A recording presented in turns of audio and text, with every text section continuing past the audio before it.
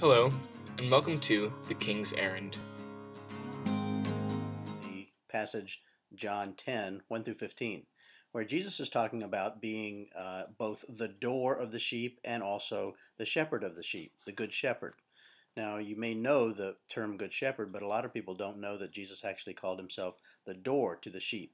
I'll read it and then I'll explain a couple of things of what that really means, because it does have some additional significance.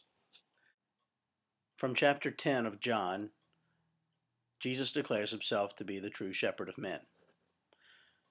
Then Jesus said, "Believe me when I tell you that anyone who does not enter the sheepfold through the door, but climbs in by another way, is a thief and a rogue." That becomes significant later as he calls himself the door. "It is the shepherd of the flock who goes in by the door. It is to him the doorkeeper opens the door, and it is in his voice that the sheep recognize. He calls his own sheep by name and leads them out of the fold.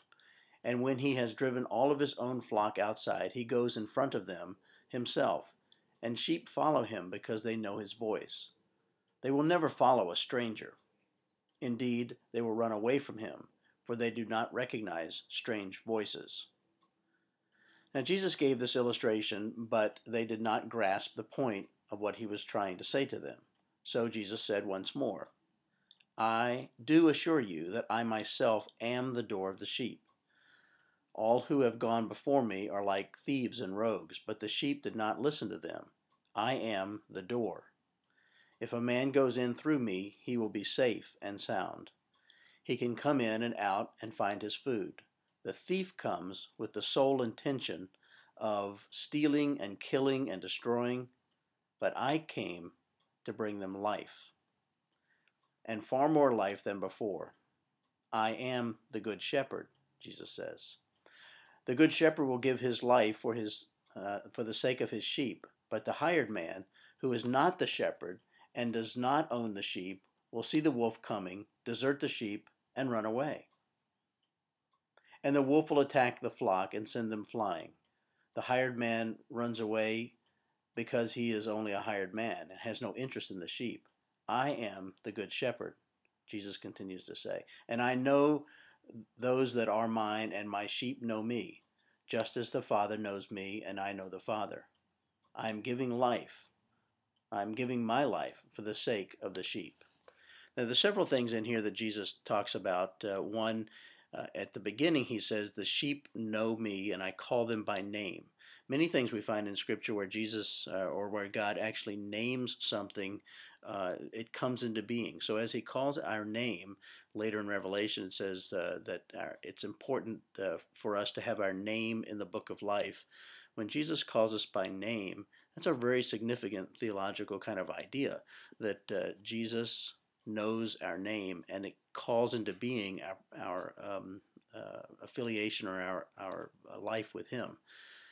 The second thing he says is, "I am the door." Now, in that day, oftentimes what a shepherd would do at night, he's out in the field or in the area, sometimes a rocky area.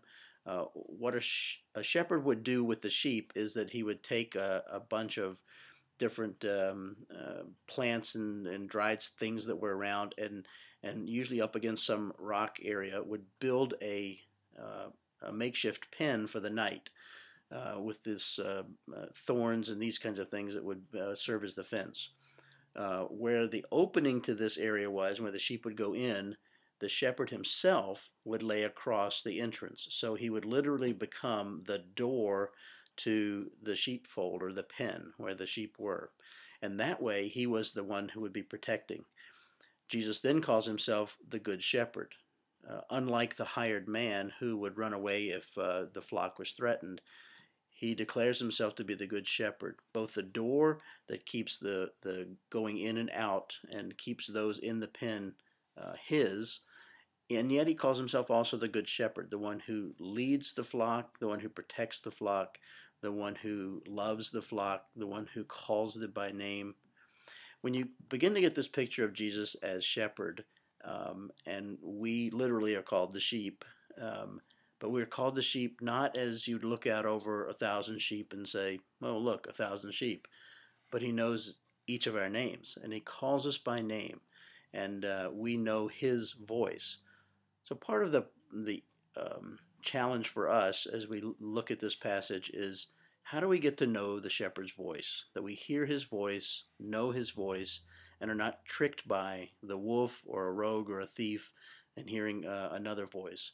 The more we become familiar with Jesus, the more we know his voice. The more we read the scripture and are associated with what the scriptures tell us about Jesus and tell us about ourselves, we in fact are hearing his voice. And those things that come in our lives that seem sort of like they're true at some point, but really aren't, we can begin to realize and distinguish between the voices. So that's our challenge for today as we listen to this particular chapel. I hope that is one that you can take up. Thank you for joining us for chapel. For more information, please visit the Judson University website. God bless.